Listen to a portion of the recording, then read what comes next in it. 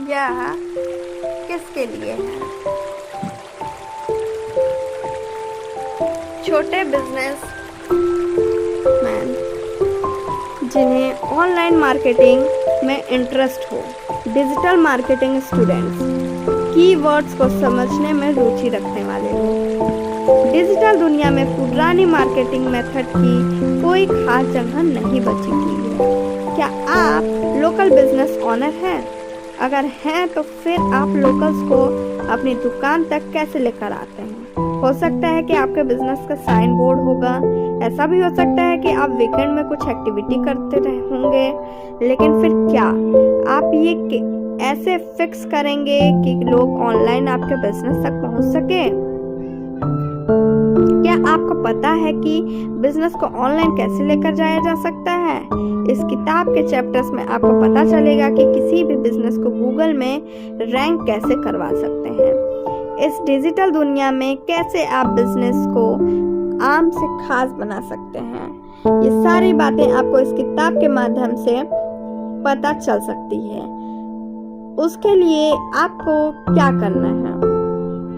आपको ज्यादा कुछ नहीं करना है, बस इस किताब की समरी को पढ़ते और सुनते जाना है।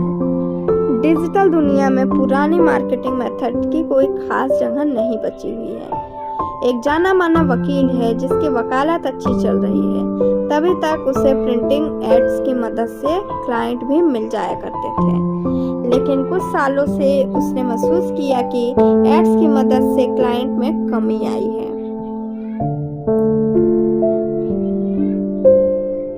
इस समस्या का हल ढूंढने के लिए वकील ने और महंगे प्रिंटिंग एड्स निकालने का फैसला किया है। उसने अपने एड्स के बजट को बढ़ा दिया है, लेकिन फिर भी उसे फायदा नहीं मिल रहा है। आपको क्या लगता है कि वकील कहाँ गलत जा रहा है? आपको बता दें कि वकील अभी डिजिटल वर्ल्ड से पीछे चल रहा है। उसे अंदाजा भी नहीं है कि डिजिटल दुनिया कितनी तेजी से बदल रही है। उसकी सबसे बड़ी दिक्कत यही है कि वो समय के साथ नहीं चल रहा है। आसान भाषा में बात करें तो वो कभी पुरानी मार्केटिंग स्ट्रेटेजी के साथ काम कर रहा है। आज के समय में अब ये तकनीक काम नहीं करती है। आपको पता होना चाहिए कि ऐसा बस वो वकील नहीं कर रहा है, बल्कि आज के समय में ज़्यादातर लोकल बिजनेस ओनर यही गलती कर रहे हैं। वो उन मार्केटिंग स्ट्रेटेजी के ऊपर भरोसा कर रहे हैं जो स्ट्रेटेजी अब काम नहीं करती है। इस बारे में भी सोचने की कोशिश करिए कि आखिरी बार कब आपने प्रिंट एड देखकर खरीदारी की थी। अगर आप अपने दिमाग के ऊपर जोर भी डालेंगे तो भी आपको जल्दी कुछ भी याद नहीं आएगा। इसलिए कहा जा रहा है कि मार्केटिंग की दुनिया पूरी तरह से बदल चुकी है। ऐसा देखा गया है कि अधिकांश local American business marketing strategy से परेशान हैं। उन्हें समझ में ही नहीं आ रहा है कि आखिर अपने बिजनेस को आगे लेकर जाने के लिए करना है क्या है। ये भी देखा गया है कि भले ही वो बिजनेस में बेहतर हों, लेकिन उनसे मार्केटिंग करते नहीं बन रही है। उनकी सुविधा के लिए बता दें कि आज के दौर में ऑनलाइन मार्केटिंग से बेहतर कुछ भी नहीं है। इसलिए आपको अपने बिजनेस को इसी तरफ शिफ्ट करने की कोशिश करनी चाहिए। अब सवाल ये भी उठता है कि आप ऑनलाइन मार्केटिंग का फायदा कैसे उठा सकते हैं। इसके लिए आने वाले चैप्टर्स में कई सारी टिप्स और ट्रिक्स बताई जाएंगी। SEO एक अच्छी स्ट्रेटेजी है, लेकिन गूगल के पेज एड्स बहुत इफेक्टिव है। क्या आपने कभी सोचा है कि बिजनेस के लिए सर्च इंजन कैसे मददगार साबित होगा?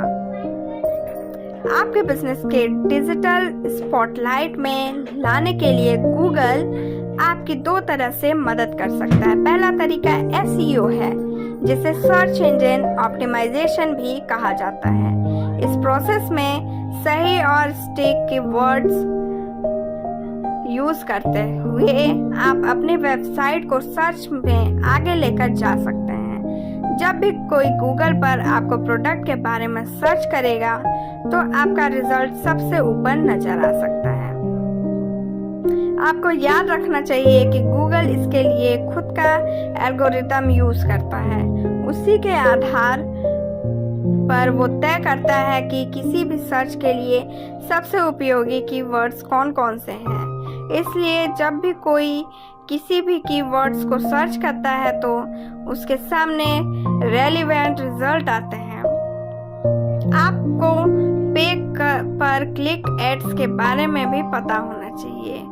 एसईओ की अपेक्षा इससे आपको ज़्यादा फायदा हो सकता है। अगर आप PPC एड्स का चुनाव करते हैं तो फिर आपको फायदा पहले दिन से ही मिल सकता है। इससे आपकी वेबसाइट गूगल सर्च रिजल्ट के टॉप पोजीशन पर भी जा सकती है। इसी के साथ आपको ये भी पता होना चाहिए कि इफेक्टिव एसईओ एक लॉन्ग टर्म इन्वेस्टमेंट है। इसके रिजल्ट आने में 3 से 6 महीनों तक का समय लग सकता है। इसी के साथ किसी फर्म को एसईओ संभालने के लिए हायर करना महंगा सौदा साबित हो सकता है।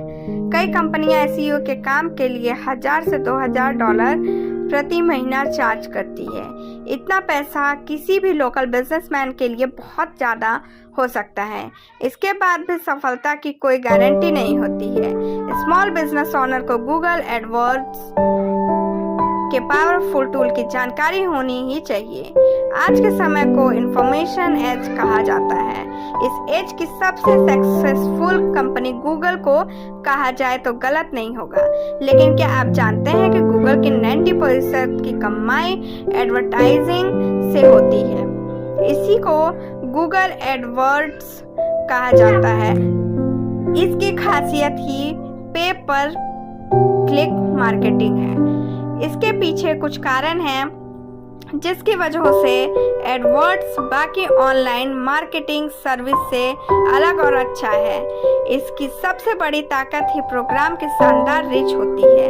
आपको बता दें कि हर दिन गूगल पर 6 बिलियन से भी ज़्यादा सर्चेस होते हैं। इस सर्च में किसी न किसी इंसान को कोई ना कोई जानकारी चाहिए होती है। बिजनेस प्रोफेशनल होने के नाते इसी बात का फायदा आपको हो सकता है।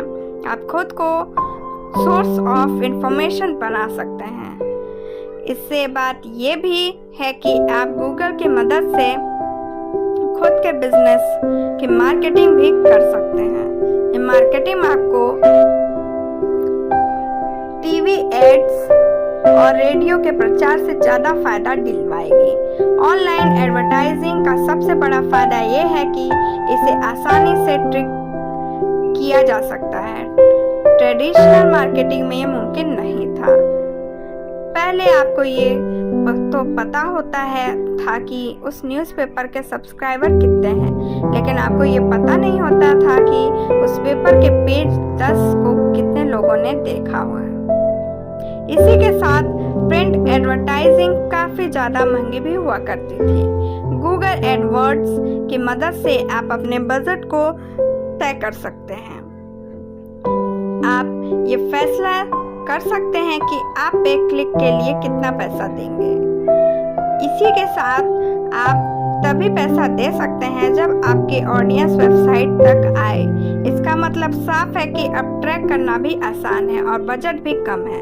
तो फिर देर किस बात की है, शुरू करिए। ऑनलाइन आने का समय आ चुका है। आपकी वेबसाइट का पहला पेज बढ़िया होना चाहिए। इसी से फर्स्ट इंप्रेशन बनता है। गूगल आपके क्लाइंट को लाने में मदद कर सकता है, लेकिन आपकी वेबसाइट की क्वालिटी ही फैसला करेगी कि उस क्लाइंट के साथ डील क्रैक होगी या नहीं होगी। इसलिए कहा भी गया है कि वेबसाइट का लैंडिंग पेज यानी पहला पेज बहुत अच्छा होना चाहिए। पहला पेज वही होता है जिस पर यूजर ऐड पर क्लिक करने के बाद लैंड करता है। काफी हद तक यही पेज तय कर देता है कि डील क्रैक होगी या नहीं होगी। सिंपल मैथ्स लगाकर आप समझ सकते हैं कि लैंडिंग पेज की इतनी वैल्यू क्यों है। जितने ज़्यादा क्लाइंट आपके पेज पर रुकेंगे उतने ही ज़्यादा डील क्रैक हो सकते हैं। कन्वर्जन रेट भी इसी पेज की वजह से बढ़ता है या फिर घटता है। इस एग्जाम्पल से समझने की कोशिश करिए। 2 एडवर्टाइजर हैं जिनका नाम ए और बी है। दोनों ने एड्स के लिए बराबर पैसे भी दिए हैं। दोनों का प्रोडक्ट भी एक ही जैसे है, लेकिन ए का कन्वर्जन रेट 5% है, यानी आपके पास 50 न्यू लीड्स हैं। वहीं बी का कन्वर्जन रेट 10% है, इसका मतलब उसके पास 100 न्यू लीड्स हैं। जब दोनों ने बराबर पैसे दिए तो फिर बी को ज़्यादा फायदा क्यों हो रहा है? ये बताता है कि किस तरह से लैंडिंग पेज आपके बिजनेस को डबल कर सकता है। पीछे बताए गए एग्जाम्पल में जो बिजनेस में फर्क है, इसके पीछे का कारण सिर्फ और सिर्फ लैंडिंग पेज ही है। जब वे फ्रंट पेज को डिजाइन करवाएं तो ये ख्याल रखें कि आपकी टारगेट ऑडियंस क्या चाहती है। एक बार खुद को टारगेट ऑडियंस की जगह में भी रखकर देख सकते हैं। अगर आप ऐसा करेंगे तो फिर आपको पता चलेगा कि वेबसाइट में कौन कौन से सुधार की गुंजाइश है। उन गुंजाइश को कभी भी नज़रअंदाज करने की कोशिश नहीं करिएगा। लैंडिंग पेज में डिस्ट्रैक्शन से बचें। कोशिश करें कि उस पेज में लिंक्स नहीं होनी चाहिए। इसी के साथ साथ उस पेज से ज़्यादा सवाल जवाब की जगह भी नहीं होनी चाहिए। कई बार सिंपल चीज ज़्यादा इफेक्टिव साबित होती है। इफेक्टिव लैंडिंग पेज के लिए बेसिक्स पर ध्यान देने की जरूरत होती है। कस्टमर के हिसाब से पेज को डिवाइजन करना चाहिए। इस बारे में हम आगे के चैप्टर में पढ़ेंगे की कोशिश करते हैं। लैंडिंग पेज के स्ट्रक्चर के ऊपर काफी ज्यादा ध्यान देने की जरूरत होती है। पोटेंशियल क्लाइंट को अपने बिजनेस की तरफ आकर्षित करने के लिए आप क्या कर सकते हैं? अगर आप सर्विस प्रोवाइड कर रहे हैं तो फिर कोशिश करिए कि उन्हें फ्री कंसल्टेशन पे प्रोवाइड करवा सके। आप क्या क्या ऑफर कर रहे हैं, आपका टॉप ऑफर क्या है, ये सब जानकारी क्रिएटिव तरीके से लैंडिंग पेज पर मौजूद होनी चाहिए। अगर आप ऐसा करेंगे तो वेबसाइट विजिट करने वाले को पता चल जाएगा कि उसे आगे क्या करना है और कैसे करना है। इससे आपकी आगे की जर्नी आसान हो जाएगी। चलिए समझने की कोशिश करते हैं कि एक इफेक्टिव लैंडिंग पेज कैसे बनाया जा सकता है। वेब पेज हेडर से शुरू करता है। इसके लेफ्ट में आपकी कंपनी का लोगो और नाम होना चाहिए। राइट साइड में कॉल टू एक्शन मोड होना चाहिए। कॉल टू एक्शन मोड में कोई मोटिवेट करने वाली बात लिखी होनी चाहिए, जिसे आप टैगलाइन ही कह सकते हैं। हेडलाइन सेक्शन हेडर के नीचे होना चाहिए। इसे ऐसे बनाना है कि सबसे ज़्यादा पढ़े जाने वाला हिस्सा बन जाए। इस सेक्शन में टेक्स्ट होना चाहिए जिसमें ये बताया गया हो कि आपके साथ कोई क्यों बिजनेस करे। एक सवाल ऐसा होना चाहिए क्लाइंट जिसका जवाब यस में ही दे। इससे पॉजिटिव माहौल बनता है। अगर आप चिरोप्रैक्टर हैं तो फिर आप ऐसा सवाल पूछ सकते हैं, क्या आपको भी चाहिए बैक पेन में से मुक्ति? इसका जवाब यस होगा। हेडलाइन सेक्शन के बाद लैंडिंग पेज के राइट साइड में कॉन्टैक्ट फॉर्म होना चाहिए। उस फॉर्म में आपको कम से कम डेटा मांगना है। कम से कम डेटा की डिमांड से यही मतलब है कि आपको फॉर्म का सिंपल और क्रिस्प रखने का प्रयास करना चाहिए। पेज के लास्ट में प्रूफ जोन होना चाहिए, जहां से ये पता चलेगा कि आपकी कंपनी कस्टमर के प्रति काफ़ी ज़्यादा लॉयल भी है। हो सके तो आखिरी में कुछ कस्टमर रिव्यू को भी ऐड करने की कोशिश करिएगा। ऐसा करने से लोगों का विश्वास आपके ऊपर काफ़ी ज़्यादा बन जाएगा। ऑनलाइन मार्केटिंग के लिए डेटा कलेक्शन के महत्व को कोई नकार नहीं सकता। किसी भी स्टॉक इन्वेस्टर से डेटा के महत्व के बारे में पूछेंगे तो वो आपको बता देगा। इसी तरह ऑनलाइन मार्केटिंग के लिए भी डेटा का महत्व काफ़ी ज़्यादा है। इस इंफॉर्मेशन एज में बिना डेटा कलेक्शन में के कुछ भी मुमकिन नहीं है।